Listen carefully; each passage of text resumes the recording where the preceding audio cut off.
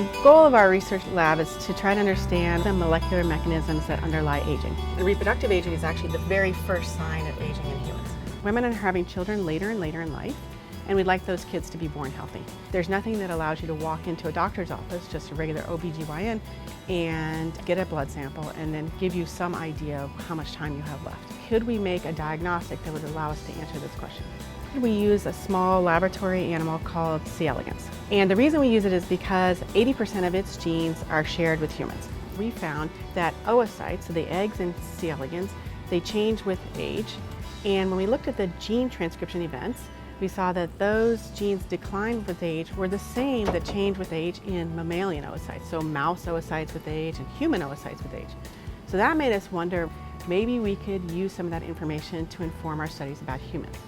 What we want to do is take the blood cells, take out the RNA so we can see what genes are going up and down, and say, can we get a profile with age? And if we can do that, then we can actually say, how old is that woman reproductively? You go into a clinic, you can get a blood sample and then have it compared against this profile. And that could help us make decisions about whether we should have kids right away or whether we have time. And I think that is an interesting question that most women probably want to know the answer to. That's the question we'd like to be able to attack with the kind of technology we've developed.